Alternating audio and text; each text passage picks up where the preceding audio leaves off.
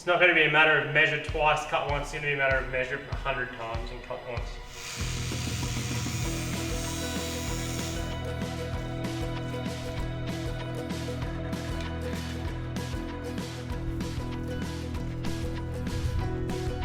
Alright, so that closed cell foam insulation is now stuck onto the roof.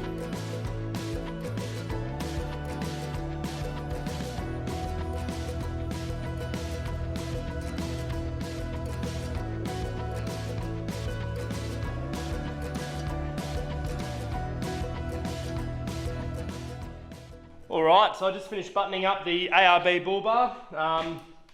Took me a little bit longer than I thought. I just had to line it. The holes weren't quite lined up. I mean, all these 40s coming out of the factory were so different.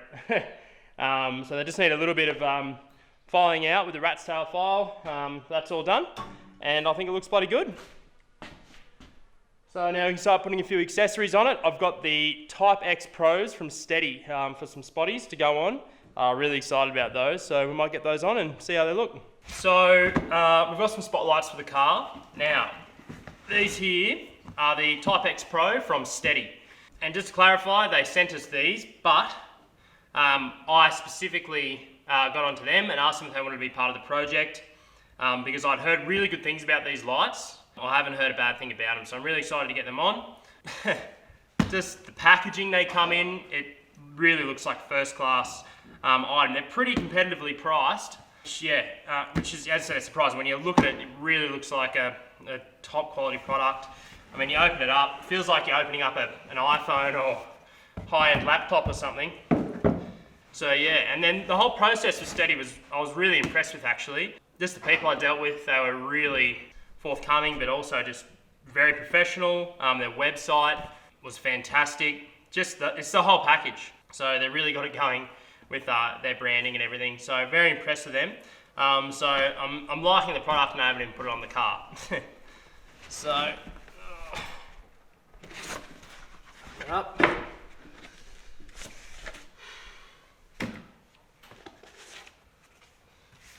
we go.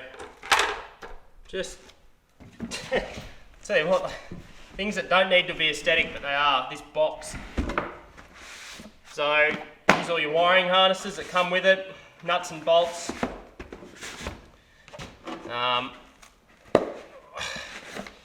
Here we've got the brackets, and they really feel the real deal. They are solid, nice bit of cast alley with a bit of steel on the edge. And then here's the lights themselves. Again, top quality product, just in the weight and the feel of it. And we actually got the optional sandy taupe colour rings around the outside. Troopy sandy taupe, couldn't go past it. So yeah, keen to get it on. As far as figures and numbers go about these lights, I'll probably do that in a later video and tell you about them. I'll probably do a standalone review. So yeah, we'll get them on and see what they look like.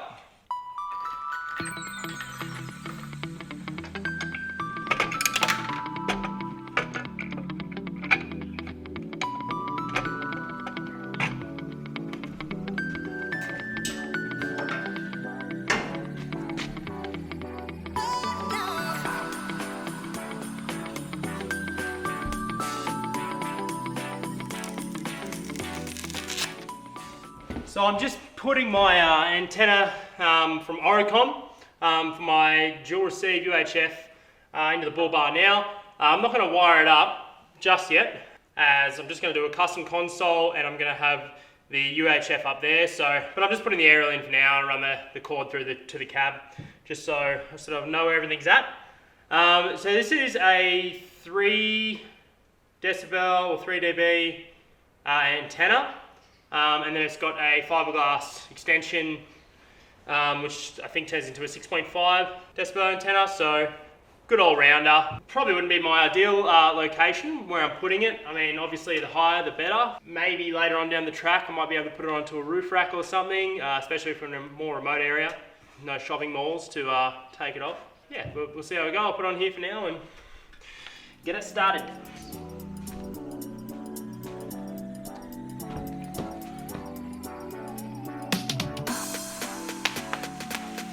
Having fun? Yeah. Oh my gosh. Anyway, what I was going to say. So I've just got this old piece of rain gutter here that was half decent, that wasn't rusted to the max. Cleaned it up, etch primed it just so it's got a bit of a coating on it, and now I'm actually just going to cut it up to size for a custom console. So this will be the support strut which goes across from one side of the top of the roof to the other. Perfect piece of metal for it. It's got a nice curved section here to stop it from bending and flexing, and it's a nice thick piece of steel, good Japanese steel. So instead of throwing it away, it's good that we've got a use for it.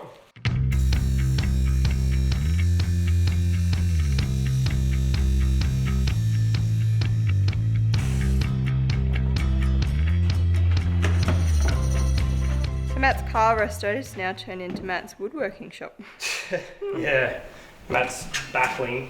I'm not a chippy, that's for sure. So this is our support strut that's going to go across our heads, and that's going to sit flush with the roof gutters because I've cut out these little grooves here. So that's going to sit in like that. And then this is the bottom face of the center console. Essentially this is just going to screw into this piece. It actually gets slightly thinner as it goes forward.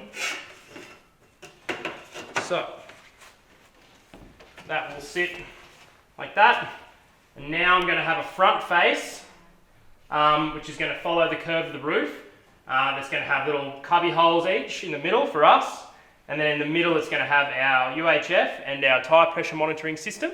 Yeah, and that'll be it. And then we're going to marine carpet the whole thing so it looks pretty, because it doesn't look too pretty right now. And then it's going to be bolted in either side to the roof gutters, hopefully. That's the plan. And then I need to make some brackets on this side. So anyway. And to find the curve of the roof, it's a funny shape, sort of goes in and straight and down again. I've made a little from our rollers from car builders. I've shoved a pen in it, and I'm going to put a bit of wood in, and I'm going to follow the curve of the roof with this, and then that will give us our face, hopefully.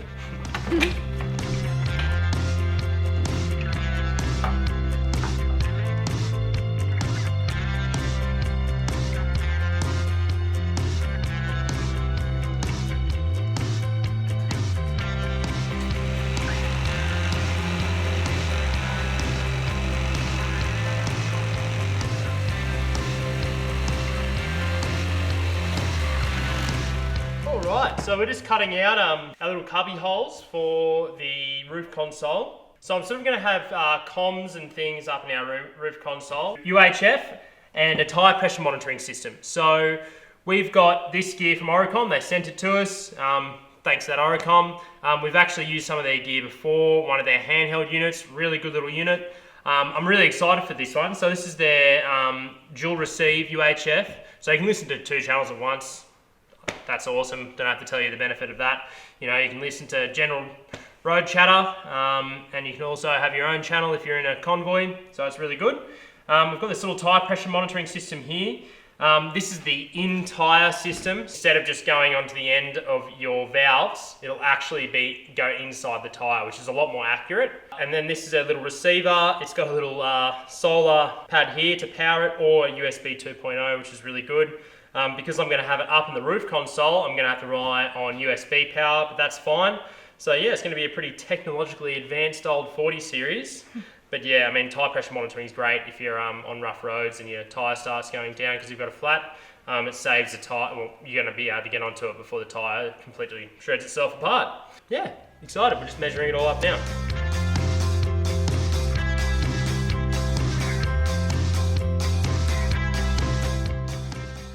Just going to put the roof console together today, put it in the car, then put the front seats in, give it a bit of a once over, and yeah, probably just drive it around today actually, just to make sure it still runs so we can drive it into town.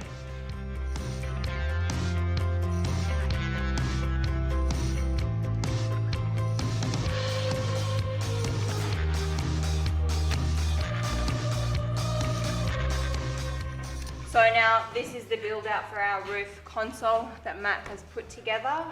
Now we're just going to carpet it with marine carpet, yeah, which we just got from Bunnings, so we'll get on to that now.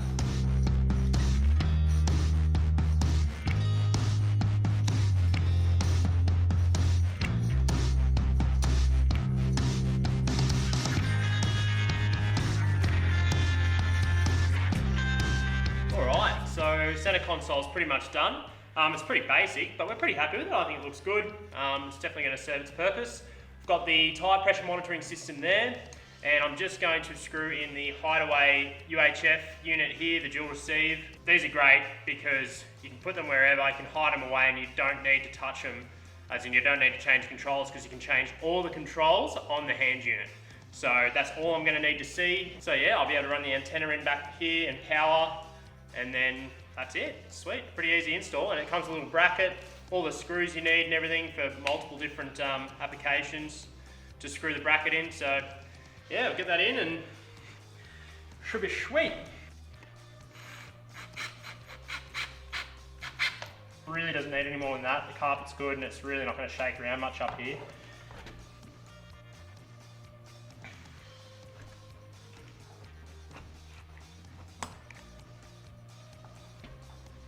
Ta-da!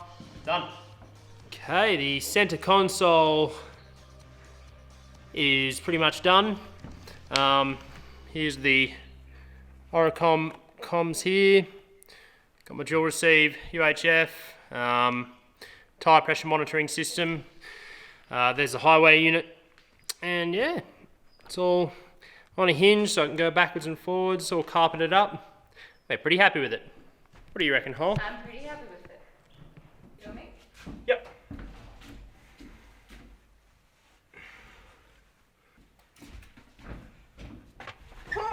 Can you make me a Jesus handle?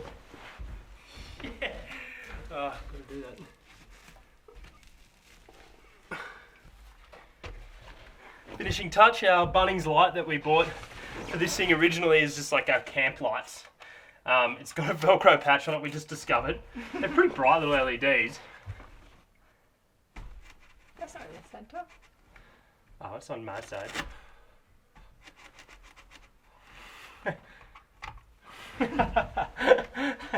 Alright, so here we are. 7 weeks after we drove into this shed. This thing was looking like an absolute piece of junk. We didn't really have many resources. We didn't really have much money. We didn't have many tools. I think we've done a pretty good job considering. It's not perfect, that's for sure. It's good from far, far from good. But, you know, we're going to be able to use it and enjoy it for the next couple of years now. And we're pretty proud of what we've done anyways, I think, regardless. But yeah, we'll have to take it out for a little spin now. Just make sure it's actually drivable before we take it into the auto elect tomorrow, start getting all those things sorted. Yeah, kind of nervous.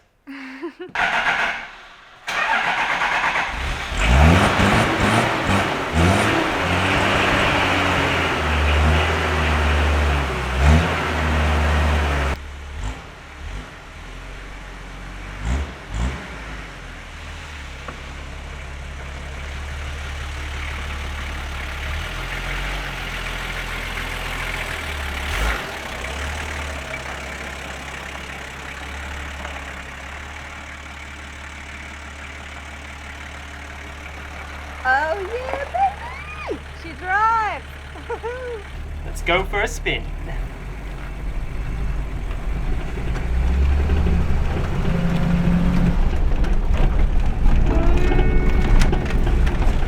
That's probably the spare tyre. What do you reckon?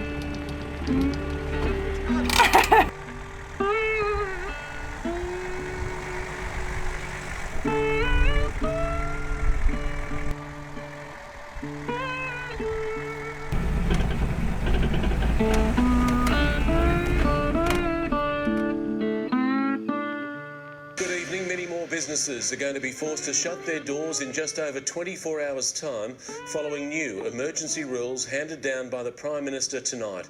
It follows a meeting of the National Cabinet in Canberra. Tonight we will be resolving to move to a position where a travel ban will be placed on all non-residents, non-Australian citizens coming to Australia, and that will be in place from 9 p.m. tomorrow evening. Here we are, just taking a quick video on the phone. So, here's Elsie back in the shed. So what's happening right now is Holly and I are making a mad dash for the border. So I don't know if it's all blown over by now. Hopefully it has by the time this video comes out. But yeah, this virus that's on, everyone knows what I'm talking about. So they're shutting the borders in Australia, and we had the opportunity to do some work. And if we don't get to South Australia to do it, then By tomorrow 4 p.m, then we won't really be able to go in without isolating for a couple of weeks. So we thought we'd better take the opportunity to do some work now, because someone's offering us work. someone's offering us work, and it really could dry up for the next 12 months or who knows what. We just don't know what's going to happen, so we'd rather have a bit of security, a bit of work. But it's such a shame because we finished Elsie.